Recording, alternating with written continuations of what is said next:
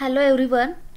काल मी जी रील टाकली होती की मी तुम्हाला एक टार्गेट दिलं होतं, स्टॉप लॉस पण म्हटलं होतं आणि एक्झॅक्टली ते टार्गेट्स अचीव झाले आणि तिथूनच मार्केट रिव्हर्स झालं. ओके, सो काही लोकांचा क्वेश्चन होता की तुम्हाला कसं समजलं की याच लेवलवरून मार्केट पुन्हा रिव्हर्स होईल म्हणून वगैरे.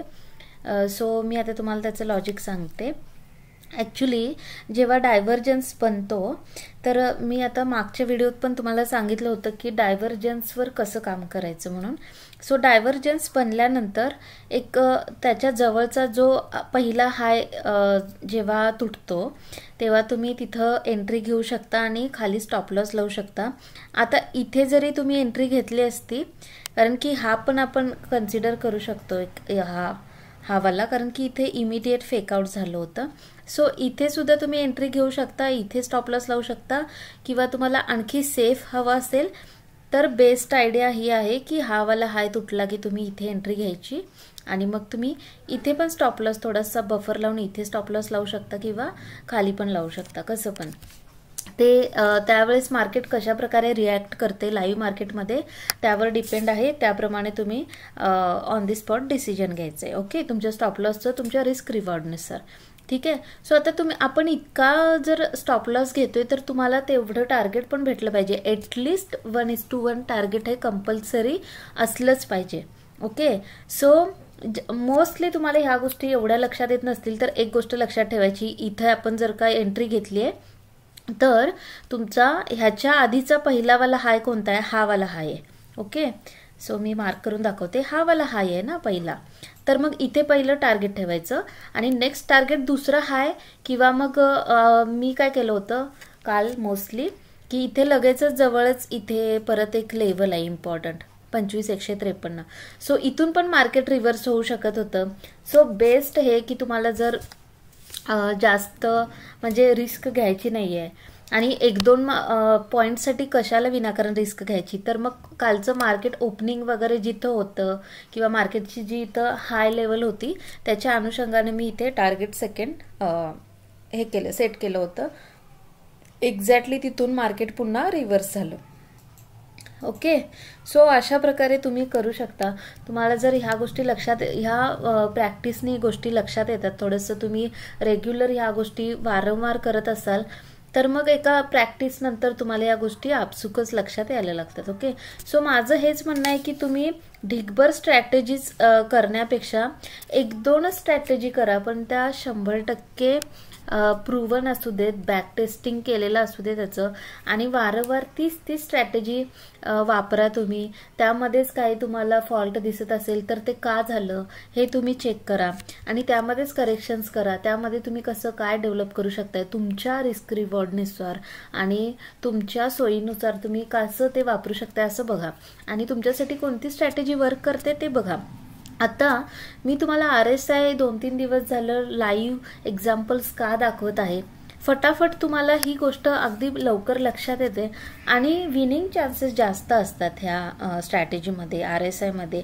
आता RSI सगळेच वापरतात, पण एक्झॅक्टली कसं वापरायचं हे त्यांना तेवढं लक्षात येत नाही. आणि मी काय तुम्हाला सांगितले की डायव्हर्जन्स तुम्हाला व्यवस्थित ओळखता यायला पाहिजे.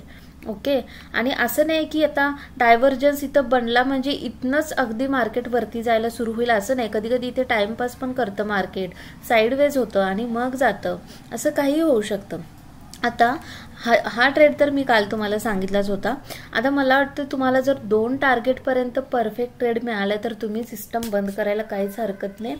म्हणजे जास्त हाव करू नका, कमी ट्रेड करा पण परफेक्ट करा. आणि तेवढेच त्या दिवशीचं जर प्रॉफिटमध्ये तुमचं राहत असेल कॅपिटल तर मग विनाकारण त्याला लॉसमध्ये कन्वर्ट करू नका. एकदा छान प्रॉफिट मिळाले की बस करा. ओके, इमिडिएटली इथं पुन्हा सेकंड सेटअप बनला होता. कसा बनला होता? ऑलमोस्ट इथे जर तुम्ही RSI बघाल तर इथे ते ओव्हरबॉट ह्याच्या लेवलपर्यंत जवळपास आलं होतं. आता आणखी त्याला जर जायचंच असतं, हा हाय जर तोडला असता त्याने तर मार्केट इथे 25,153 तोडून वर गेलं असतं किंवा इथून पण रिव्हर्स झालं असतं. ओके, सो तसं झालं नाही. त्याने काय केलं, हा लो तोडला. आता इथे मार्केट साईडवेज झालं मी तुला मार्क करून दाखवते. इथे आता मार्केट थोडंफार साईडवेज झालं आणि मग इथे हा एक छान सपोर्ट क्रिएट केला मार्केटने. ओके, मस्त सपोर्ट इथेच क्रिएट केला मार्केटने. आता जर हा हाय तोडून जर मार्केट वर जात असतं तर म्हणायचं की मार्केटला वर जायचं आहे. पण इथे इमिडिएट जो कोणता लो त्याने क्रिएट केला आहे तो लोच इथे तोडला ना मार्केटने.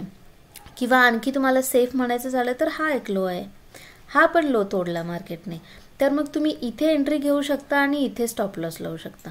ओके, सो असं जरी कराल तुम्ही आणि मग तेव्हा तुम्ही टार्गेट काय ठेवणार, तर त्यावेळेस तुम्हाला टार्गेट ठेवायचं आहे ह्याच्यानंतरचा तुम्हाला क्लिअरली दिसणारा कोणता स्विंग लो आहे हाय हा.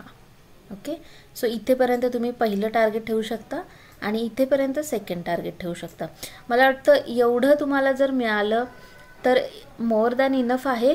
किंवा तुम्हाला आणखीच पाहिजे असेल तर तुम्ही हा जो क्लिअर जिथनं मार्केट रिव्हर्स झाले तिथंपर्यंत तुमचं थर्ड टार्गेट ठेवू शकता. पण मी तुम्हाला हे सजेस्ट करेन की जेव्हा तुम्हाला 2 टार्गेट व्यवस्थित भेटतात ना तेव्हा तुम्ही ऑलमोस्ट तुमचे ज्या काही पोझिशन्स असतात त्या काढायच्या आणि एखादी पोझिशन तुम्ही वाटल्यास होल्ड करू शकता की फायनलपर्यंत जाण्यासाठी. ओके, सो अशा प्रकारे तुम्ही तुमचे ट्रेड प्लॅन करू शकता RSI नुसार. आता एक्झॅक्टली बऱ्याच लोकांना माहिती नाही की RSI मध्ये डायव्हर्जन्स. आता मी तुम्हाला एक क्वेश्चन विचारते. इथे मला एक दिसलं होतं सकाळी, हे आजचं मार्केट आहे. ओके, सो इथे मार्केट क्लिअरली असं खाली चाललंय. ओके, हे खाली चाललंय मार्केट आणि इथे पण असं चाललंय. तर ह्याला तुम्ही डायव्हर्जन्स म्हणाल का? दिस इज नॉट डायव्हर्जन्स. ओके, ह्याला डायव्हर्जन्स म्हणायचं नाही. किंवा मी मार्क करून दाखवते.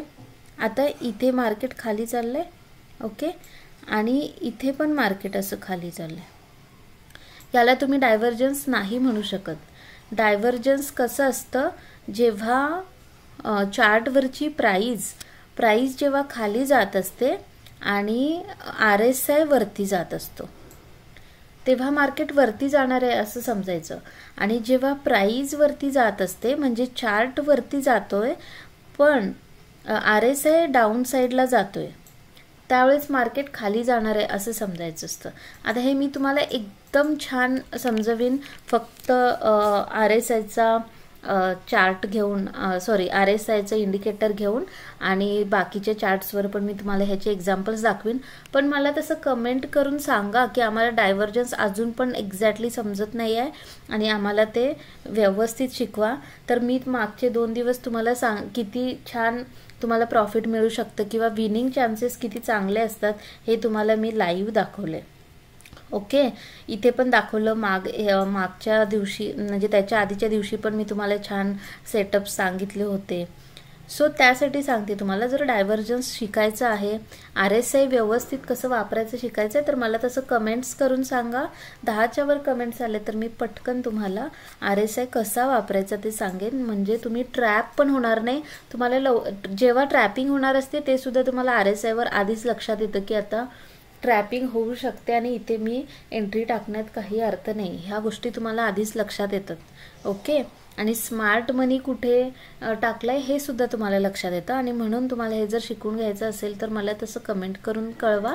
आपण नक्कीच त्याच्यावर एकदम डिटेलमध्ये मी RSI वर व्हिडिओ बनवेन. ओके, सो येस, आजच्यासाठी इतकंच. थँक्यू.